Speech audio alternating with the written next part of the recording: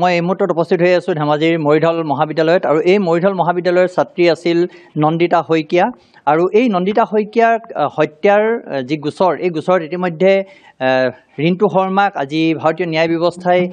আচলতে ফাঁচীৰ আদেশ দিছে আৰু তাৰ পিছত যিহেতু আজি 21 আগষ্ট আৰু 21 আগষ্টৰ দিনটোতে 2021 চনত নন্দিতা শইকীয়াৰ ওপৰত আক্ৰমণ হৈছিল ৰিণ্টু শইকীয়াই চোকা অস্ত্ৰৰে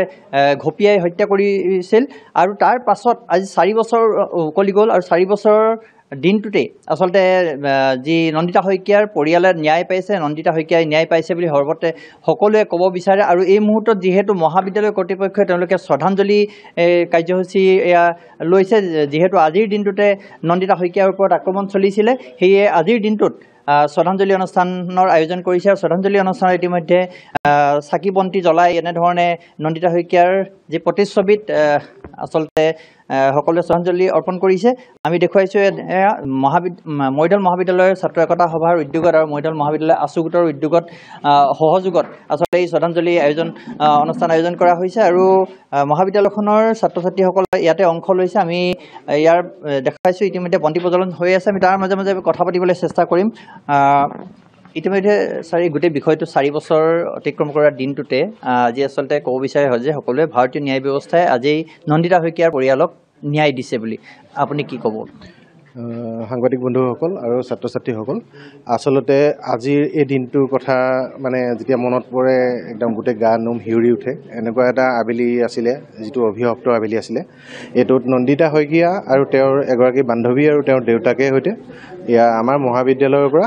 ঘৰলৈ বুলি গৈ আছিলে ধেমাজিৰ সদৰৰ মাজমজিয়াতে এজন দুৰ্বৃত্ত আমাৰ মহাবিদ্যালয়ৰ কৰ্মচাৰী আছিলে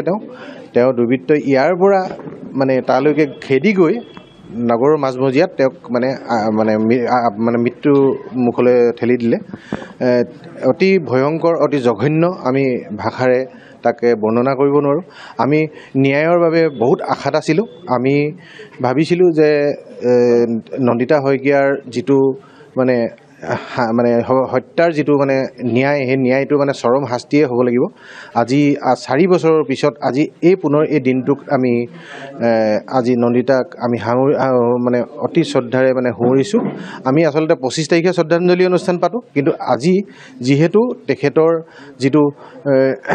যিটো হত্যা এই হত্যাৰ যিটো আজি ৰায়দান দিলে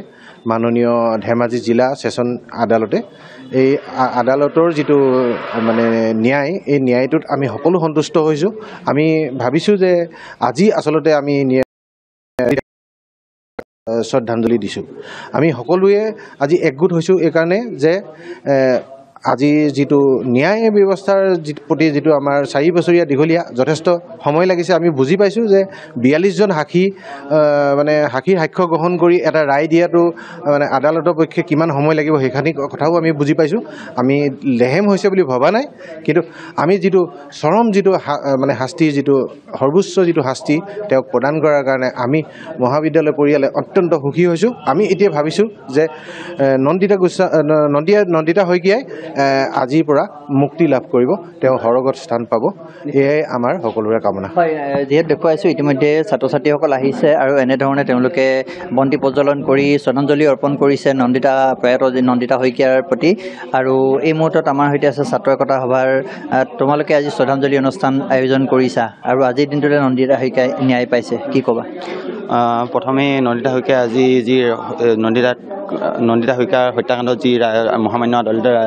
প্ৰদান কৰিলে তাৰ বাবে মহামান্য আদালতক ধন্যবাদ জ্ঞাপন কৰিছোঁ আৰু আজি এই নন্দিতা শইকীয়াই যি ৰায় প্ৰদান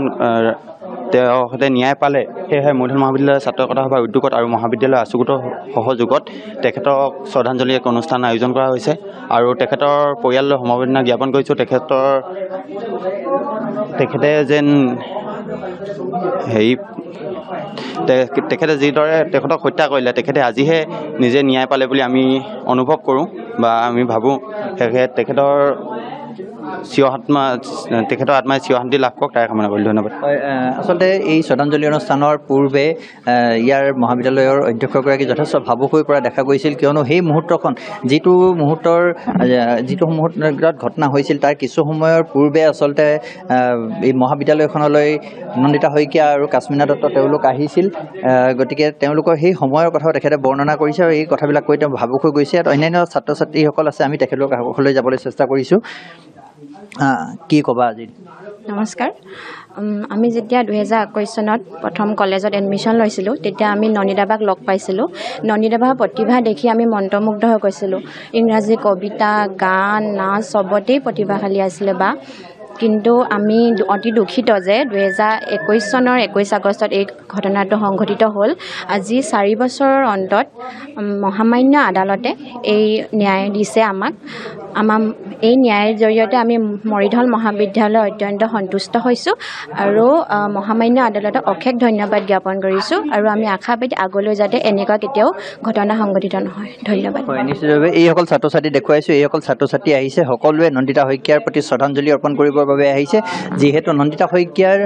আজিৰ দিনটোতে আক্ৰমণ হৈছিল আৰু নন্দিতা শইকীয়াৰ ওপৰত যি আক্ৰমণৰ আজি 4 বছৰৰ পিছত আদালতে ৰায় প্ৰদান কৰিছে আৰু যিগৰাকী আক্ৰমণকাৰী আছিল আক্ৰমণকাৰীগৰাকীক ইতিমধ্যে মৃত্যুদণ্ডৰ আদেশ প্ৰদান কৰিছে।